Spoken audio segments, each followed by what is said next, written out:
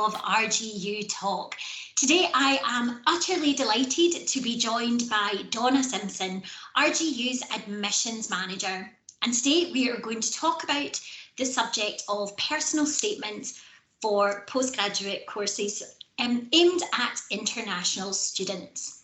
So, over the course of our time with Donna, she is kindly going to answer some questions that we have around the subject of how to submit an excellent personal statement. Today, we are referring to personal statements, but you might also know it as a statement of purpose. For the purpose of this podcast, though, we are going to call them personal statements. Donna, hello and welcome to RGUTalk. Thank you for having me along today, Michelle, and welcome to everyone who's listening at home just now. Excellent. Now we're going to kick off. I've made the statement about personal statements, but actually some of our listeners might not be too clear what a personal statement is and why we ask for it, Donna. So can you tell us, why is it often a condition, well, it's always a condition of an offer for postgraduate study for international students? I think the personal statement is so important because we don't get the opportunity to meet with all of our students really when they're applying from so far away. And it's a wonderful opportunity for the student to introduce themselves to us, for us to get to know them a little bit, for us to understand their intentions of why they want to come and do this programme, how it connects to previous study, how it connects into future goals and plans that they might have. And also so we can understand that the research that they've done into the university and the programme really marries up with what we know that they want to do, what they're telling us that they want to do, that it's the right thing for them. It's an opportunity, it's like a little interview on paper. It introduces them, helps us get a feel for who they are, and connects all the dots, I think, a little bit for us to really get to know the person a bit more and their intentions and what they want to come and do. We don't often, there's not really another document that we get. We get academics, we get English evidence, we get lots of other bits of paper, even references sometimes, but it's not in the student's own words. And I think that's what's important, is we really get a feel for the person and who they are and what they want to do because they're using their own words to tell us. Yeah, and I guess when you say it like that, all the other documents that they get, they send us, the academics, the references and so on, you could be seeing 100 similar ones of those a day. So how do you tell the difference? How do you really understand that individual applicant? I guess the personal statement is the only chance for you to really get that one-to-one grasp of who they are and why they want to study here. Absolutely, it's the one document that really helps us identify the person from the academics, from all the other bits of paper that we get. Yes, we get a lot of applications. We see lots of GPAs, lots of documents from different universities and things around the world. But it's our chance to meet the student themselves. And at Robert Gordon's, I think that's something that we are very much interested in. It's not just about seeing the academics and the English and all the other bits of paper. It's about getting to meet the student and understand where they're coming from and why they've chosen us and the programme that they want to come and do, because it's important, because ultimately when you're joining RGU, from our view, is that you are coming to join an extended education family. So we want to meet our family before they come and join us on campus. Now, it sounds like you're looking for quite specific information in the personal statement. And I think it's okay for us to say, you know it, I know it, many of our listeners will know it. Sometimes there can be a temptation for somebody to have drawn up a personal statement or a statement of purpose and, share it with multiple universities because they think, I've only got one thing to say. Mm-hmm. So can you tell us, Donna, what, you've said earlier that it should be something that's quite specific and quite individual. Why is that important?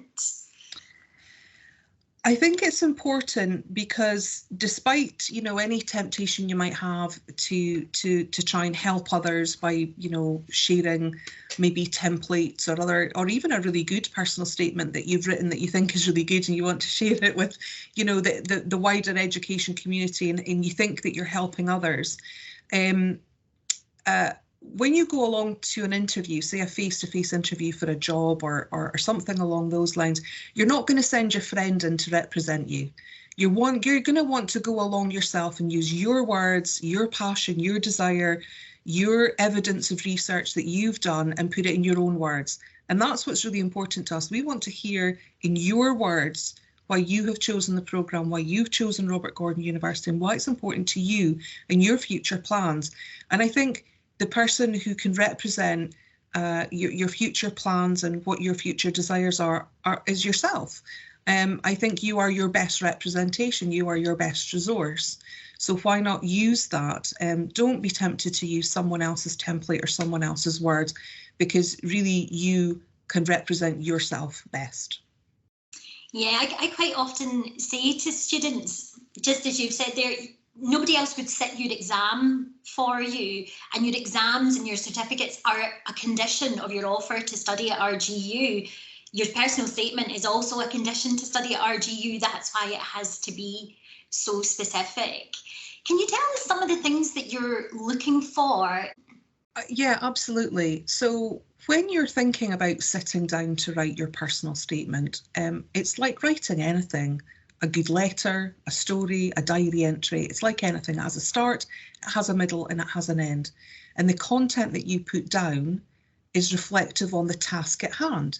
So when you sit down and you're thinking about writing your personal statement, think about your introduction. Now, your introduction is fine if you want to talk briefly about yourself, your past, your connection to the future study, but really that's about 10%. We don't want you going into too much detail about, for example, your childhood and when your interest in a particular subject first started, because it's not relevant. So always keep that word at the front of your mind when you're writing your personal statement. Is it relevant? Once you've got that brief introduction, then you're going to want to move on to things like your goals. So think about your goals. What do you want to achieve? What's the short term? What's the long term?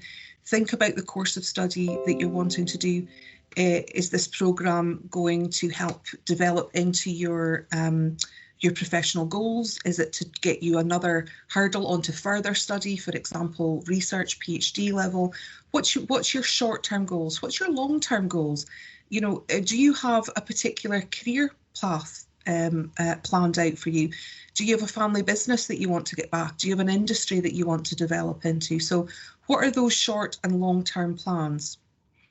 Your research into the university, we're going to expect to see something along the lines of an understanding that you have researched Robert Gordon University. You understand the courses that we offer, and not just the course itself, but the modules. So the individual modules that course carries, because some of them you might be able to connect to previous study that you've done. You might be able to identify a particular module of that it's of particular interest for you. To sum up the programme for then leading on to a particular career. We're also going to be looking to see what your understanding of Robert Gordon University is. So obviously you've picked us for a reason. So we want to know what research you've done into universities in the UK and in particular Scotland. Why did you settle on Robert Gordon's? What was it about us that made us stand out? Now, obviously, we work at Robert Gordon's. We know the qualities that we have at Robert Gordon's. So what we're looking for you to do is to go onto those web pages and really have a look around and get a really good understanding of who we are and what we can provide to you. And we want to see some evidence of that research in your personal statement. You can obviously outline your personal and professional goals. How are we going to help deliver on your future? That's really what we want to try and understand. And then you can sum that up just by, potentially connecting maybe previous study that you've done or previous work experience to this qualification and where you're hoping to end up. So it's really that solid start. Lots of research-based evidence in the middle of what your goals are, what you want to do, what you're trying to achieve, and then kind of a summary at the end. And that's really a good personal statement. That's kind of what we're looking for. Depending on the course that you are thinking about coming to, that may significantly alter your structure and what you're putting into your personal statement. For example, if you're coming to do an MBA, it may be more about that continuous journey of learning. about those professional goals and plans. However, if you're coming to do an MSc, it might be about specialising in something because you've got a fairly broad undergraduate degree that you've done, and you're looking to really specialise in a particular area or even convert to a different specialism. So that's really what we're looking for you to connect the dots for us so we can understand who you at home are and why you want to come to RGU and why you've chosen the programme. Absolutely, and you used the word connect there a few times, Donna, and I think it's really worth kind of reiterating. It is about weaving these things together, isn't it? It's about, sometimes I see personal statements where the students have told us about themselves, and then almost in a very separate section they tell us about RGU and they give us facts and figures and stuff about RGU, but they don't actually weave those two things together. And you mentioned there, that's what we're looking to see. How is the course going to help you with those future goals and ambitions? What is it that's standing out, that's connecting with you, that makes you go, that's my number one choice of university because, you know, of whatever reason it is? And we can't tell you what that reason is. Sometimes I get asked, and I'm sure you get this, Donna, give me a template for a personal statement, tell me what I should follow. But we can't do that because it's a personal statement. Yeah, that's exactly right. The key thing is using your own words, coming up with that structure, you know, mapping it out. You don't have to be able to start writing the perfect personal statement from the very first word. It's not going to flow out of you. Very rarely something that's been written very well flows out of you from the very first word. The important thing to do is sit down with a bit of paper and map out the particular maybe hot topics, the key areas, the key factors that you want to be able to get down. So you want to talk very briefly about your past. You want to talk a little bit about your qualifications, but remember, the person that's assessing your qualification knows what your qualifications are. We've looked at your degree certificate or your transcripts. We know what your GPA is. We know what your background is. So you don't need to go into too much detail of those things because it's the same person that's assessing your whole application. So note down these individual points that you want to make. Draw out those connections that maybe, for example, you did computing in your undergraduate degree, and because of maybe an experience that you had through an internship or some other work experience, maybe personal family business, you want to specialise in a particular area or switch into something business related. Make those connections, but what you want to do is map out first of all on a bit of paper the key things that you want to try and get out down, the things you want to try and achieve, and then start filling those pieces out. You don't even have to start at the introduction. You could start in the middle and work your way back and work your way forward. It's about mapping it out and not putting yourself under too much pressure thinking that you're going to get the perfect document, the perfect essay written first time round. Map it out, plan it as you would any other piece of work that you've done, for example, in your undergraduate degree or any previous study. Map it out, figure out what you want to do, start getting the words down, read it back to yourself. When you get to the end, what you're going to want to do is reread it again with a fresh pair of eyes, strip out anything that doesn't need to be there and write it again for it to become a finished essay. And that's how you're going to get something. And then if you want to and you feel confident to, let someone whose opinion you value, let them have a little read of it and see what they think. But you're not looking to get something perfect on paper first time round. You're looking to create a structure and then add those key elements into it that we're looking for. So we can really understand who you are, what you want to do, why you've chosen the programme, why you've chosen RGU, why you've chosen Aberdeen and Scotland actually, and what your ultimate short and long-term goals are. And that will give us a really good picture of who you are and why you want to come and study with us. Awesome, amazing advice there and top tips on how to kind of deal with the process of writing your personal statement. Now, Donna, some of our listeners will be coming from kind of education environments where they don't write reflective essays. They've either studied a subject or it's not part of the education culture. Some of our other listeners we know will have been, you know, they'll have graduated from education a while ago and they'll have been, you know, working professionally and now are returning to education, so can feel a little nervous about having to write something like this. Yeah. It's wondering, and also in that, sometimes things haven't gone quite to plan. So maybe your earlier studies were a bit average, or maybe, you know, you've graduated, you've gotten some work, but you've realised actually it's not where my passion is, it lies somewhere else. How do you feel about people kind of including in their personal statement reflections on when things haven't gone well? You know, I think sometimes people feel a personal statement has to be kind of neon platinum perfection in terms of who the student is, and that can put people under quite a lot of pressure when it comes to writing it. Yeah, I think people sometimes underestimate rather the power of mistakes. Mistakes are, as human beings, how we learn, and sometimes you telling me how something went wrong and how you fixed it, how you found a way forward, how you found a solution, how you've integrated that mistake into your future thinking, your future planning, can be more powerful than telling me about when something went right. Because often when things go right, people don't reflect in the same way as they do when they do something wrong. So mistakes help us grow in a bigger and better way than sometimes when things go right. So absolutely, there is, I don't need to see the very best of you. I need to understand the all of you, and we are human beings, so therefore the all of us comes with mistakes sometimes, and that's okay. If you maybe didn't do so well in a particular area in your undergraduate degree, that's okay. There could be reasons for that. If it's personal reasons, you don't have to go into them, but tell me what you want to do with that. Tell me how you're going to integrate that into your future plans and move forward, and turn that, maybe what you perceive as a negative, into a positive with us. So it doesn't need to be a shining gold standard of perfection in a personal statement. What we're looking for is the real you. We're looking to find out who you are.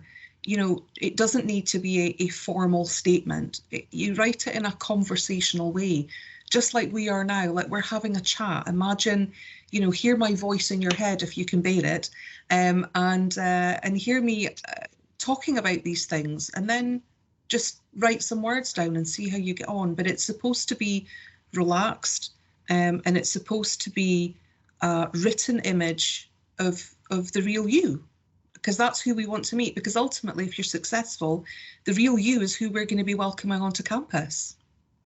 Very true. Well, so much kind of advice there, Donna, on how to get it right. But I imagine, at the best will in the world, there are some common mistakes that people make. So can you give our listeners kind of some tips on maybe what they should avoid in their personal statement? I would suggest definitely avoid talking too much about the real history of yourself. For example, a lot of personal statements will start with their first experience or their first awareness of, let's say, forensic science as a child and what that got them interested in it.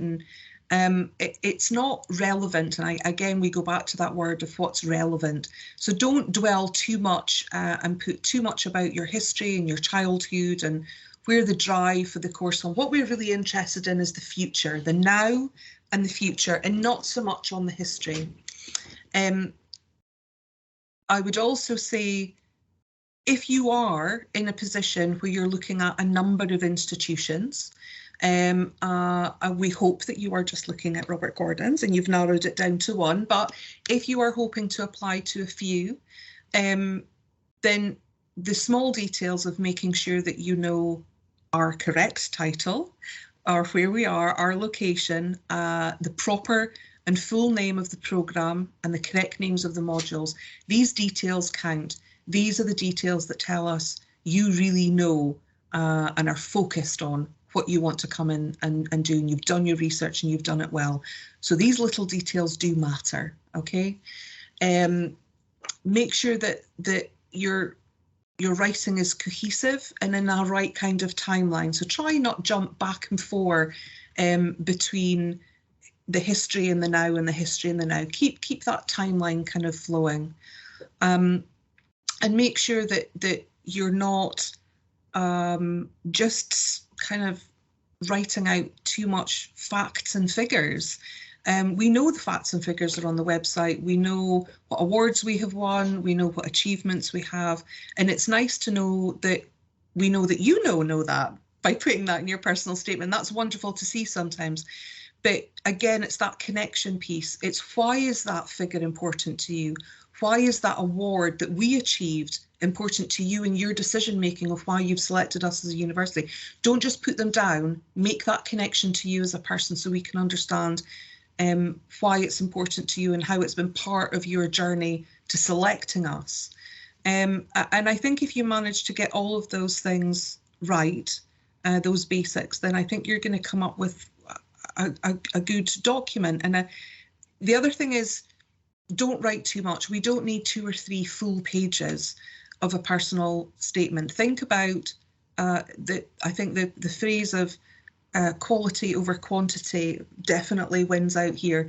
If you write a good personal statement with those 3 kind of primary sections, one full side of an A4 piece of paper is more than enough to be able to get your story across to us.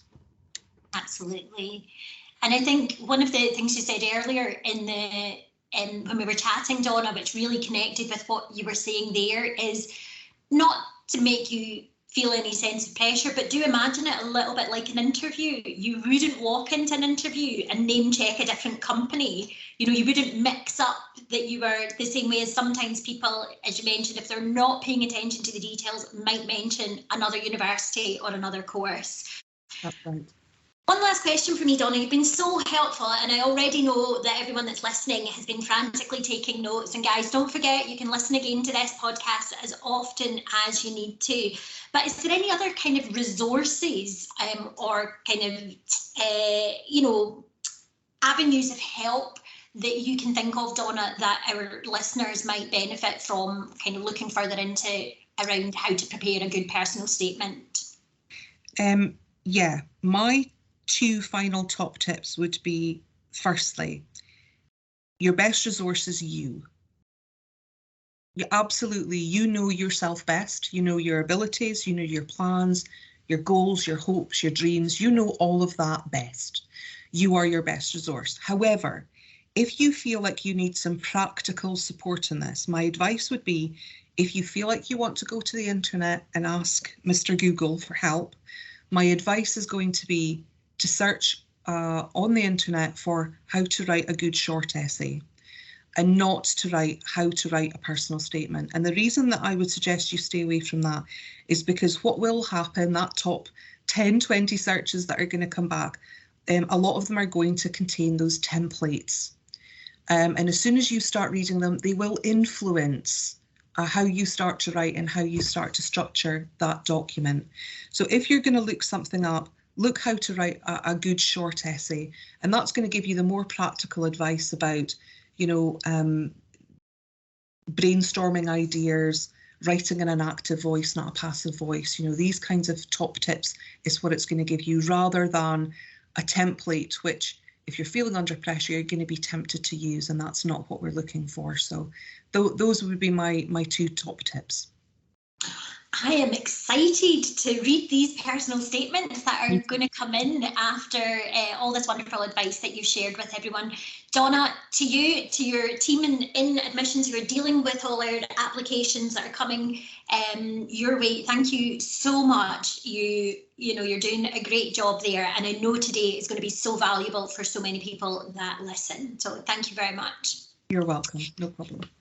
If you have enjoyed today, then please do check out the other podcasts in the RGUTalk series. And until next time, take care. Goodbye.